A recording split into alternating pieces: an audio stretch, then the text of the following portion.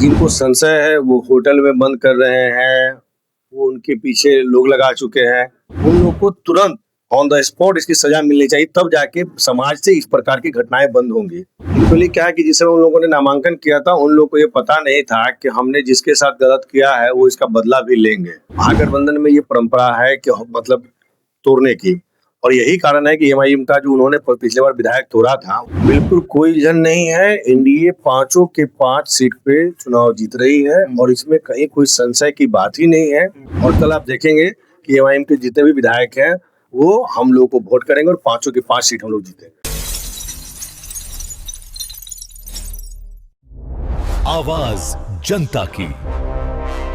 देखिए, राज्यसभा के लिए कल वोटिंग होने हैं, लेकिन ऐसे में जो आरजेडी के विधायक हैं, खास करके उन्हें अब होटल में शिफ्ट किया गया। हमारे साथ पीएचडी मंत्री संजय सिंह जी हैं। आरजेडी के तमाम विधायकों को होटल पनास में शिफ्ट कर दिया गया। ओबीसी के भी एक विधायक गए हैं। क्या लग रहा है, जो 5वां सीट पर कुछ उलझन होगा क्या? बिल्कुल कोई इल्जन नहीं है। एनडीए 5 के 5 सीट पे चुनाव जीत रही है और इसमें कहीं कोई संशय की बात ही नहीं है। और जिनको संशय है वो होटल में बंद कर रहे हैं, वो उनके पीछे लोग लगा चुके हैं।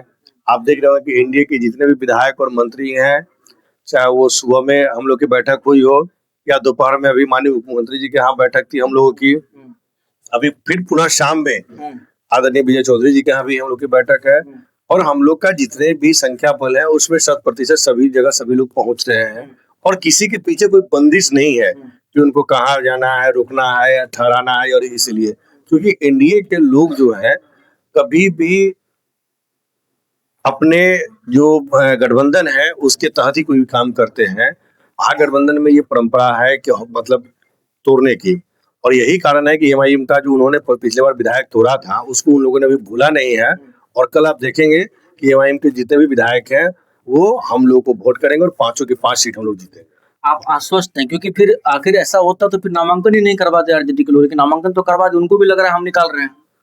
एक्चुअली क्या है कि जिस समय उन लोगों ने नामांकन किया था, उन लोगों को ये पता नहीं था कि हमने जिसके साथ गलत किया है वो इसका बदला भी लेंगे।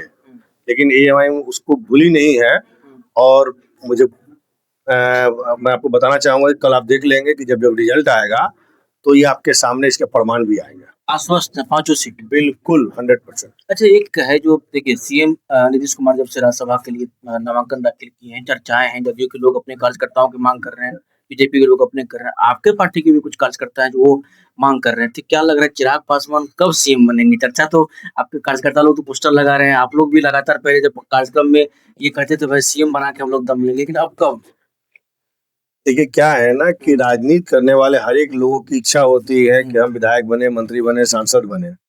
उसी प्रकार से हर एक नेता की भी इच्छा होती है कि हमारे जो नेता है वो आगे बढ़े। तो सभी अपनी इच्छा को प्रकट करते हैं और कहीं ना कहीं राजनीति करने वाले लोगों का जो इच्छा है वो होना भी चाहिए। तो उसी प्रकार से जितने भी हमारे पार्टी के नेता है उनकी इच्छा है। लेकिन ये इच्छाएं कब पूरा होगी? क्योंकि बिहार की जनता भी, हम पब्लिक ओपिनियन में करवाते, लोग कहते हैं हाँ मिलना चाहिए मौका। देखिए हम लोग एनडीए में हैं और एनडीए में जो भी निर्णय होता है एनडीए के सभी वरिष्ठ नेता बैठकर निर्णय करते हैं और उस निर्णय के साथ हम लोग रहते हैं। एक घटना हुई है सारण में, आप भी जान रहे होंगे, जो घटनाएं हुई है, जो गैंगरेप की बातें सामने आई है, फिर हत्या भी हो जाता है। तो क्या बिहार में फिर ये सब चीजें क्यों हो रहा है? देखिए बिहार में हम तो पहले भी कहे हैं कि आने मतलब जितने भी गैंगरेप या फिर बलात्कार की घटना होती है ना, मेरा मानना है कि उन दरिंदों को कड़ी से कड़ी सजा ही नहीं मिले, बल्कि एक हमने माननीय गृह मंत्री जी से भी पिछले बार भी कहा था कि आप एक ऐसा प्रावधान करें जिससे इस प्रकार की घटना करने से लोग डरे।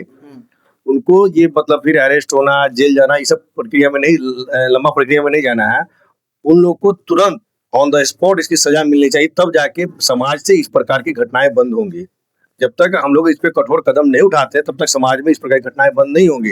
क्योंकि आप आए दिन देख रहे छोटी बच्चियों के साथ जब ये घटना होता है तो कहीं ना कहीं उस समय जब हम लोग तो बहुत जगह जाते हैं, ऐसे छपरा भी परसों जा रहे हैं, बिल्कुल जाएंगे, क्योंकि हम कहीं भी अगर इस प्रकार की घटना होती तो हम लोग जाते हैं। परसों छपरा अगर ये राज्यसभा चुनाव नहीं रहता तो हम आज या कल में ही चले जाते हैं, लेकिन चूंकि कल शाम 4 बजे 5 बजे तक रहना है, इसलिए परसों निश्चित वहां जाएंगे और जाके उस परिवार को जहां तक होगा हम वहां पर पुलिस प्रशासन को बोलेंगे कि उनको मतलब न्याय दिलाए।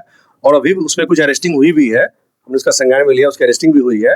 लेकिन इस प्रकार की समाज में घटना नहीं हो, इसके लिए हम लोग आगे प्रयासरत करेंगे कि कठोर से कठोर सजा इस प्रकार के लोगों को मिलनी चाहिए। चलिए, मंत्री संजय सिंह हमारे साथ थे और ये कल परसों छपरा भी जा रहे हैं, तमाम मुद्दों पर बातचीत की, क्या कुछ था वो भी आपने साथी सुनो के साथ से बिहार पटना।